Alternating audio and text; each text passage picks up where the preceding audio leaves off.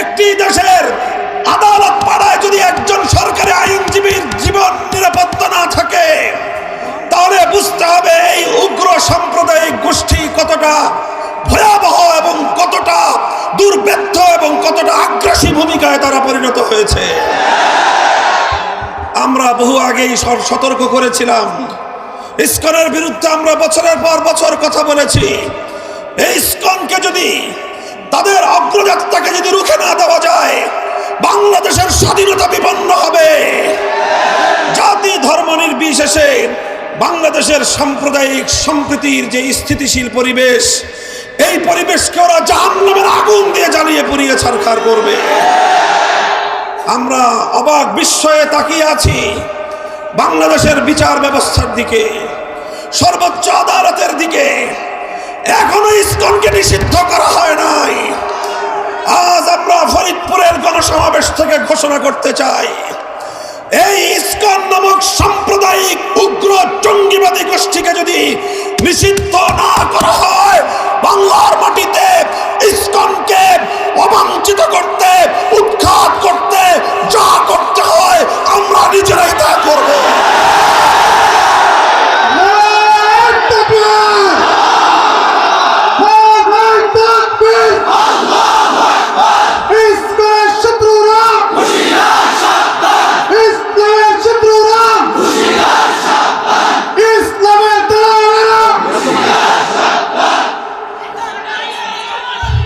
সংগ্রামী সাথী ও বন্ধুগণ, আমরা আপনাদেরকে ধৈর্যশীলতার, সহনশীলতার আহ্বান জানাই। আমরা দেশবাসীকে সে আহ্বান জানাতেই থাকব। আমরা স্পষ্টভাবে লক্ষ্য করছি, বিগত 15 বছর যাবৎ সকল ধরনের কূটনৈতিক শিষ্টাচারকে উপেক্ষা করে, এমনকি ন্যূনতম প্রতিবেশী সুলভ যে সাধারণ সভ্যতা, সাধারণ যে স্বাধীনতা, সেই সভ্যতাকে লঙ্ঘন করে পার্শ্ববর্তী দেশ হিসেবে বাংলাদেশের ভারত রাষ্ট্র বাংলাদেশের আভ্যন্তরীণ বিষয়ে নগ্নভাবে হস্তক্ষেপ করে চলেছে। 15 বছর পর্যন্ত বাংলাদেশের প্রতিটি জাতীয় নির্বাচনকে ভারতের প্রচ্ছন্ন মদদে শেখ হাসিনা জনগণের ভোটাধিকারকে হরণ করে নিয়েছে, ভোট ব্যবস্থাকে বাতিল করে দিয়েছে। সর্বোচ্চ আদালত বিচার ব্যবস্থায় তার নিজের দলীয় লোকদেরকে নিয়োগ করে সর্বোচ্চ বিচারকের আসনকে পর্যন্ত কলঙ্কিত করেছে। প্রধান বিচারপতির চেয়ারে বসে শেখ হাসিনার লেসপেন্সাররা তারা দলীয় নেতা কর্মীর মতো বক্তব্য দিত। শেখ হাসিনার ইশারা ছাড়া বাংলাদেশের প্রধান বিচারপতি পর্যন্ত কোনো রায় দিত না, বিচার ব্যবস্থাকে ধ্বংস করে সেরেছিল। প্রশাসনকে দলীয়করণ করেছিল। প্রশাসনের সর্বোচ্চ জায়গা থেকে সর্বনিম্ন স্তর পর্যন্ত দলীয় ক্যাডারদেরকে নিয়োগ করে বাংলাদেশটাকে ফ্যাসিবাদী রাষ্ট্রে পরিণত করেছিল। আইন শৃঙ্খলা রক্ষাকারী বাহিনীর কথা কি বলবো?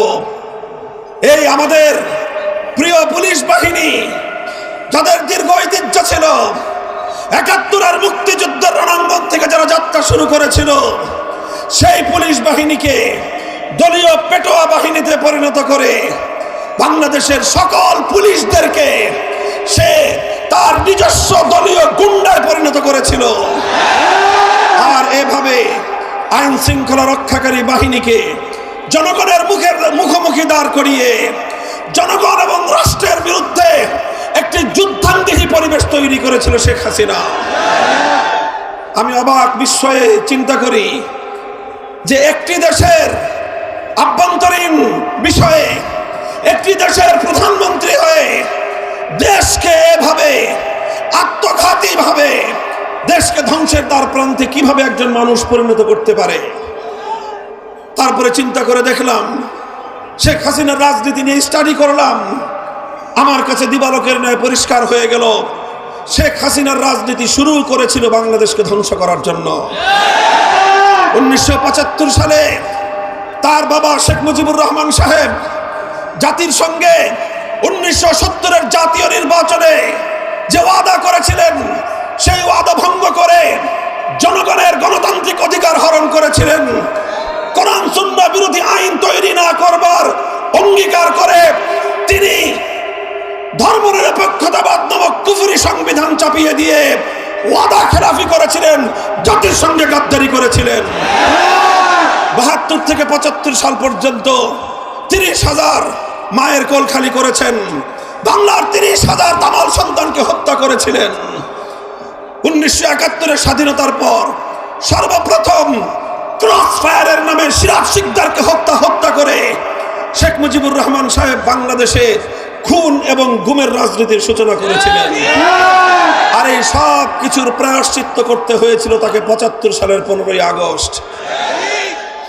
কিন্তু আমরা দেখলাম ১৯৭৫-এর ১৫ই আগস্টের এই হত্যাকাণ্ডের পর শেখ হাসিনা ঘোষণা করেছিলেন আন্তর্জাতিক গণমাধ্যমে, যেই জাতি যেই দেশ তার বাবা এবং তার পরিবারকে হত্যা করেছে তিনি সেই দেশের কাছ থেকে, সেই জাতির কাছ থেকে প্রতিশোধ গ্রহণ করবেন। সেই শুরু হলো শেখ হাসিনার প্রতিশোধের রাজনীতি। ১৯৭৫ সালের ১৫ই আগস্ট থেকে ২০২৪ সালের ৫ই আগস্ট শেখ হাসিনার ৫০ বছরের রাজনীতি ছিল প্রতিশোধ গ্রহণের রাজনীতি। সে প্রতিশোধ নিয়েছে বাংলাদেশের কাছ থেকে, সে প্রতিশোধ নিয়েছে বাংলার জনগণের কাছ থেকে, সে প্রতিশোধ গ্রহণ করেছে বাংলাদেশের মানচিত্রের কাছ থেকে। সে এমন ভাবে প্রতিশোধ নিয়েছে, এমনকি বলতে বলতে কথা পর্যন্ত আমি বলতে বাধ্য, শেখ হাসিনা প্রতিশোধ নিয়েছে তার নিজের দল আওয়ামী লীগের কাছ থেকে। কিভাবে জনগণের কাছ থেকে প্রতিশোধ দিল দেখেন। ছোট্ট একটা তথ্য, আজকে বাংলাদেশের অনেকগুলো ব্যাংক, কতগুলো ব্যাংক, সংবাদ মাধ্যম এবং সাধারণ জনগণ যারা ব্যবসায়িক কাজে, ব্যক্তিগত কাজে ব্যাংকিং করতে হয়, আপনারা নিজেরাই ভুক্তভোগী। ব্যাংকগুলোতে গেলে ১০,০০০ টাকার চেক পাস করবার সামর্থ্য নাই। কোটি টাকার ডিপোজিট, আপনার ব্যাংকে যাবেন, আপনাকে বলবে যে মাসে মাসে ৫০,০০০ টাকা করে নিয়ে যান।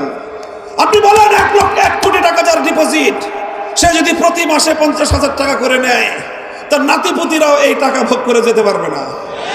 এই হলো দেশের ব্যাংকিং সেক্টরের অবস্থা। অর্থনীতির ভিত ধসিয়ে দিয়ে গোটা বাংলাদেশটাকে আক্ষরিক অর্থেই তলাবিহীন ঝুড়িতে পরিণত করে গিয়েছে শেখ হাসিনা। কিভাবে করেছে? মেগা প্রজেক্টের নামে মেগা দুর্নীতি করেছে। ৩০,০০০ কোটি টাকার নামে পদ্মা সেতু করে ২০,০০০ কোটি টাকা পাচার করেছে। এভাবে প্রতিটি মেগা প্রজেক্ট থেকে ২ গুণ ৩ গুণ বেশি খরচ দেখিয়ে শেখ হাসিনা এবং তার ঘনিষ্ঠ লোকজন গোটা বাংলাদেশের, এখানে লক্ষ কোটি বাঙালিদের, প্রবাসী বাঙালিদের, ব্যবসায়ী বাংলাদেশের মানুষদের কষ্টার্জিত ঘাম ঝরানো অর্থ, যেটা দিয়ে তিলে তিলে দেশ এগিয়ে যাচ্ছিল, সেই সব অর্থ পাচার করে বাংলাদেশকে ধ্বংস করে দিয়েছে। আমি চিন্তা করি, একটা মানুষ, তাও বিধবা, একজন বিধবা নারী, একটা ছেলে আর একটা মেয়ে আছে, এই ছেলে মেয়েকে আগে থেকে দেশের বাইরে সেটেল করেছে।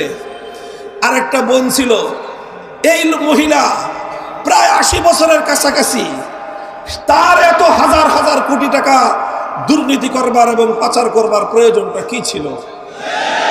পরে আমার কাছে মনে হয়েছে আসলে টাকার লোভে শেখ হাসিনা অর্থ পাচার করে নাই, সে বাংলাদেশের কাছ থেকে প্রতিশোধ গ্রহণ করতে চেয়েছে।